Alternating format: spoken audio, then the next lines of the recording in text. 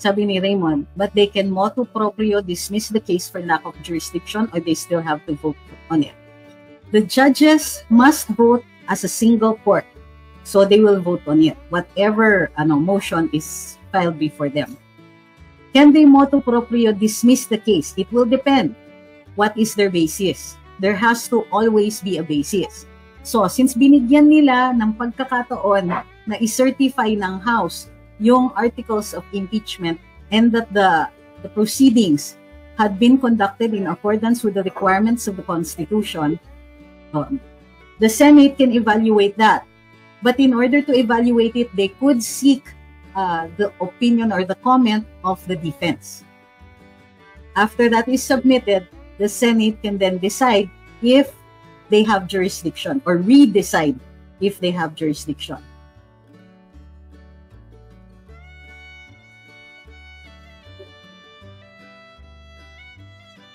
Sabi ni Matthew, unexplained wealth di umano daw po ang tinitignan ng mga salot sa lipunan gaya ng ginawa kay Corona. But kung gaya ng ginawa kay Corona, that failed. That case failed, di ba? Because it couldn't stand up in court. Eh, sinong nagmukhang tanga? Ay, sorry. Okay, wait lang.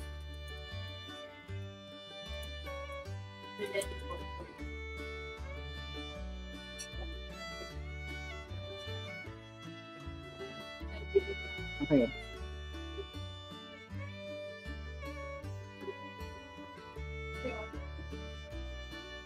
So, one of the articles of impeachment, number 4, is amassing unexplained wealth and failing to disclose all her property and interests in properties in her statement of assets and liabilities, assets and net worth. Assets, liabilities, and net worth, mali pa yung pagkasama. In violation of Section 17, Article 11 of the 1987 Constitution. Now, this is where former Senator Trillanes, never mayor, is interested in.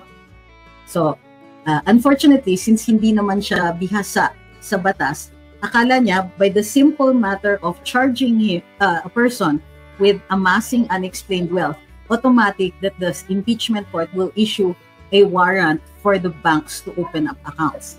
There has to be more than that.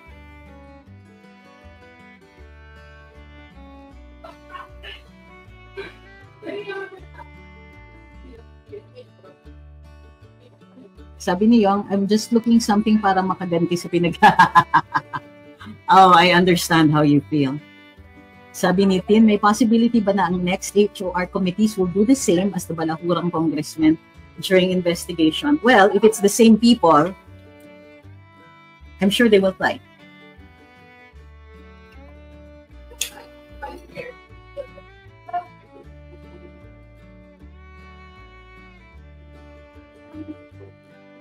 Sabi ni Abner, who is the better lawyer between Sig?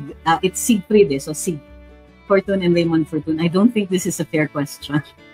Wag naman po, baka merong naman magdamdam sa kanila. I know both of them. Albrick says, yung 7 articles po ba ng impeachment ay paghahatian ng 16 lawyers once mag-start? I really don't know. Pwede. It's possible. Yung iba ganon, nag-a-assign sila 1 lawyer per charge. Sabi ni Ted, so kung meron pang ibang firms, madami pala talaga. But that doesn't mean that they can all stand up at the same time. Hindi pwede. Pag naguluhan ng court, they will ask only 1 lawyer at a time na tumayo.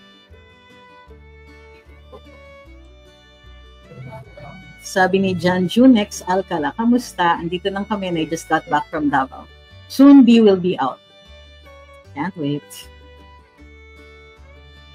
Sabi ni Ma'am Merced, ikaw ang i-vote namin sa 28. Uy, di ko pa alam po kung tatakbo ako. Bakit po kaya walang Carpio ng lawyers? Kasi wala na po yung Carpio Villarasa na law firm that broke up into 3 different firms. And I understand Justice Carpio is retired from practicing, I think. Yeah. Ay, ganito ha, Justice Carpio is actually a very good lawyer. Okay? We just do not agree politically. He has taken a position that is direct, well, in many instances against our politics. So you might not like him. Pero as a lawyer and when he was justice, magaling siya. Magaling din siya. Sabi ni Tej, ex-Dilian, libre for exposure, hatak clients. I'm afraid not only does that not matter for two Narvasa because they're too rich. Okay? Hindi sila ganyan. And very few lawyers will actually agree to that. Sa totoo lang. You pay peanuts, you get monkeys. Telling you. I'm not in favor of libre for exposure anything. Kasi, you know, people do that to artists a lot. And yes, some people try to do that with lawyers saying na, pag nanalo naman, hahatian naman kita sa kita or sa ano, so sa damages or whatever. That, most lawyers don't really agree to that.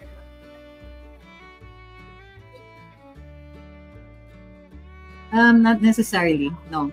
Parang ang lumalabas kasi is that you're going to do it because you want the exposure. It means you need the exposure, kaya hindi ka magpapabayad, ganun.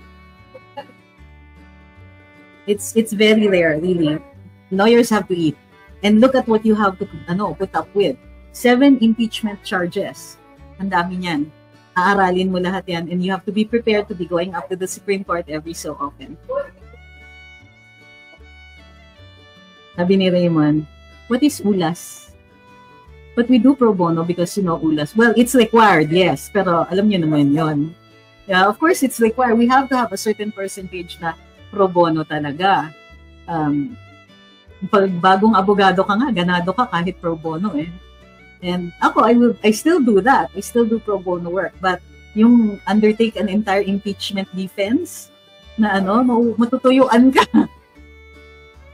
But yeah, there are lawyers who can afford to do the pro bono work like that. Yeah.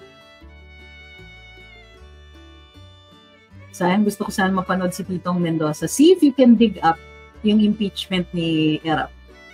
President Erap.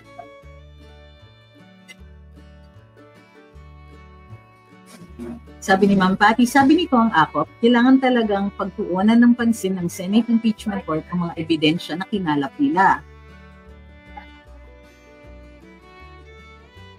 So, well, tama si Raymond. We have to. We do pro bono because we have to. Pero para sa akin, ano na rin yun? Si Attorney Ahmed ba yun? Si Attorney Ahmed ba yun? Sabi ni John, I can only imagine kung gaano kahirap maging lawyer. Hindi. Well, ayan yung sumagot.